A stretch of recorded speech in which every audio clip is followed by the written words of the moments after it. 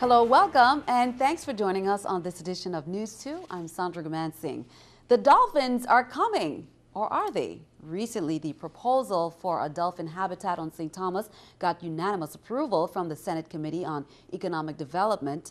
News 2's April 9th brings you details of the dolphin facility and some of the pros and cons of having it on St. Thomas.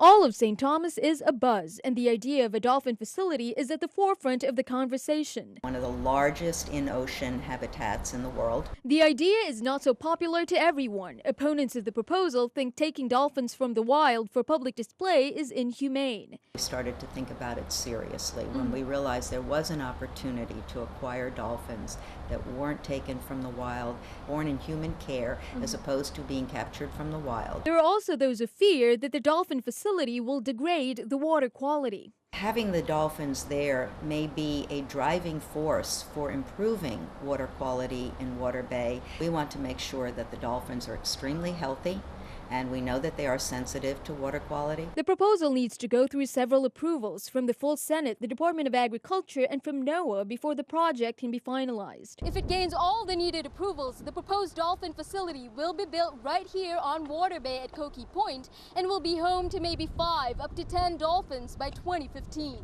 The in-ocean facility would take up 2 acres, about 4% of Water Bay. Most of it will be a swim and interaction area for the dolphins. It will also have a medical pen for sick dolphins, a sanctuary if they're not feeling too social, and a private area for dolphins giving birth. In addition to the habitat, we have an education center where people will receive their orientations, where we can bring school groups for educational opportunities. The battle isn't over yet, and hearings are being held to tackle the question, are the projected economic gains worth the supposed environmental risks of having St. Thomas's very own dolphin attraction? April 9th for News 2. The proposed dolphin facility is projected to add 35,000 visitors annually to the territory. News 2 will keep you up to date. Well, members of the 30th Legislature will convene on November 4th, 2013 to consider an agreement to help facilitate the sale of the Hovensa Refinery. Senate President Sean Michael Malone wrote to Governor DeYoung Wednesday informing him of the body's decision. Senator Malone said that more information needed to be provided by the administration to include the interim proposal to which the agreement refers. The draft agreement references the so-called interim proposal, but no one has been given a copy, according to the Senate President. Senator Malone also asked the governor to insert changes requested by the senators into the actual Hovensa agreement, and that his office resubmitted to the legislature as a revised agreement. Governor DeYoung offered comments today after the Senate on Wednesday voted to delay consideration of the Fourth Amendment agreement between the government and the owners of Hovensa to November 4th, and we'll have that in Friday's newscast. Well, the township of Christianstown is mounting an effort to revitalize the town, and it kicks off this weekend with an event to celebrate Christianstown. And what organizers want is not just participation, but public input. News 2's Erica Parsons has more. Imagine a whole new Christianstown with the Christian Shan Hendricks Farmers Market back in action and downtown filled with activity. That's the goal of the Christianstown Community Alliance, to revitalize the town. We feel that Christianstown needs to be preserved, needs to be revitalized, and there's no more waiting. We just got to get to work and start doing things. That vision is shared by the Economic Development Authority, who are asking for input on a new town plan. These boards reflect what the general public wants. So right now, we're inviting them back to come and vote on what they would like to see implemented. The plans are on display at the Steeple Building until Saturday, and some residents already have a preference. Plan A to me is perfect because what it does is it restores what's already in existence. A lot of our young people right here in St. Croix do not know about this history that started out from 1744. They don't know that the individuals that left this island made the Harlem Renaissance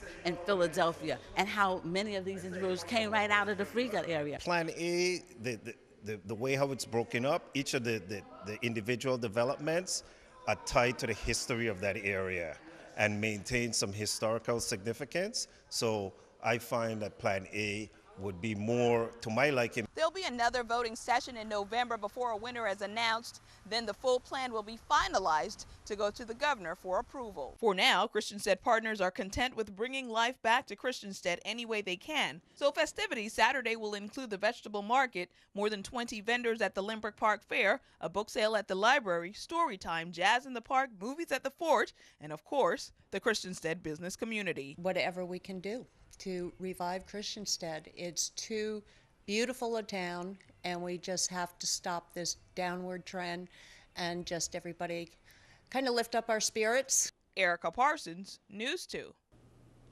Police are investigating a robbery at the KMart in Lockhart Shopping Center. VIPD's Melody Rains has more. On the scene, the store assistant manager said he secured the day's deposits in the designated safe while another employee looked on. As the assistant manager exited the office, he realized there were two armed and masked men in the hallway. The suspects told him to go back into the room and open the safe or he would be hurt. The suspects took cash from the safe and left the area. The assistant manager said he immediately called 911.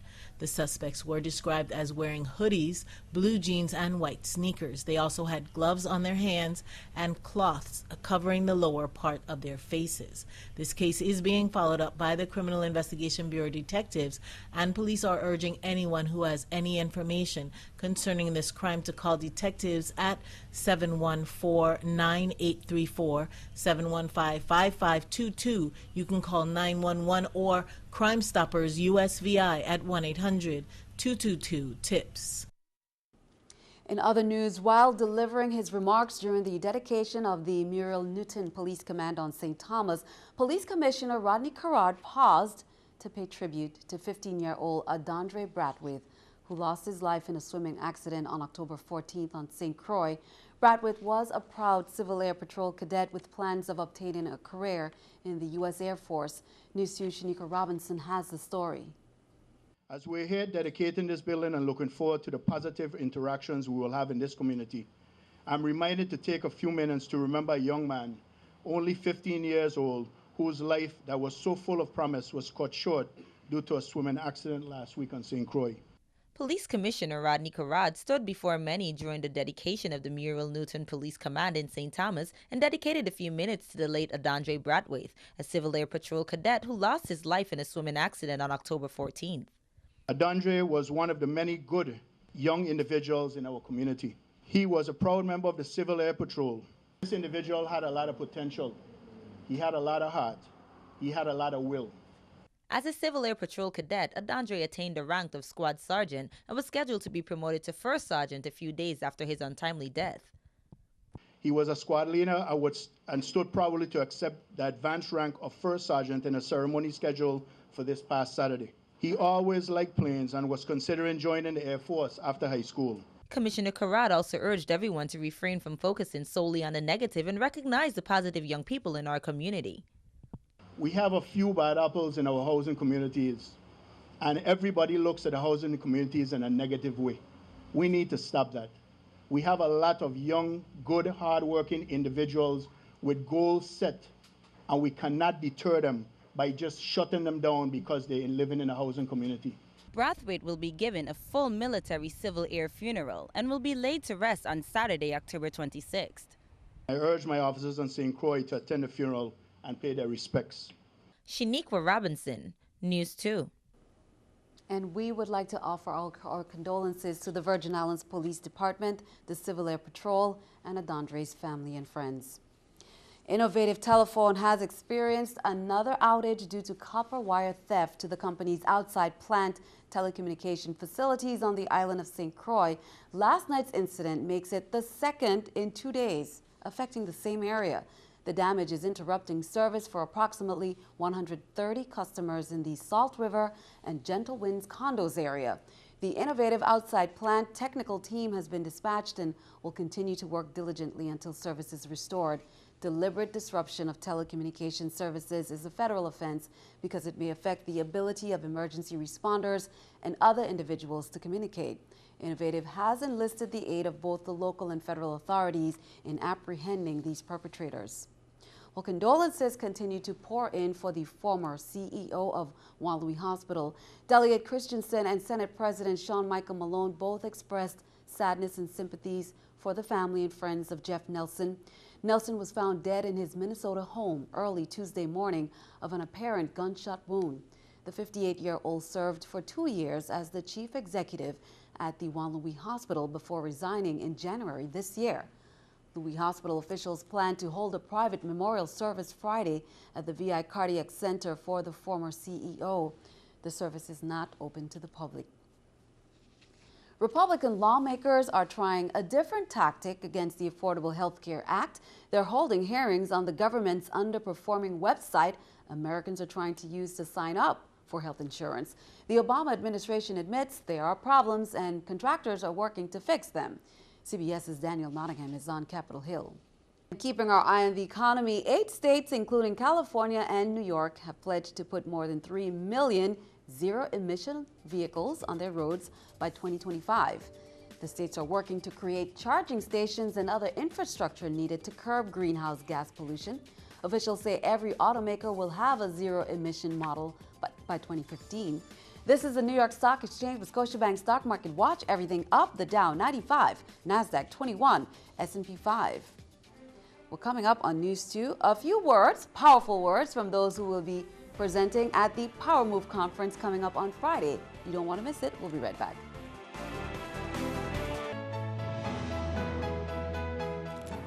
Well, the Power Move Conference is happening on St. Thomas, and here's what the organizers have to say about a conference that is set to change lives for the better.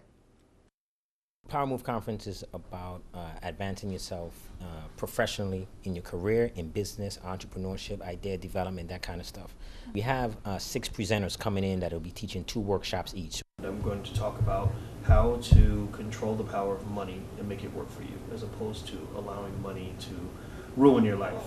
And I will be speaking about building your business brand online, strategies and techniques that you need here in the 21st century in a very dynamic environment on the internet. Conflict resolution, how to fight fair, how to get the most out of your employees.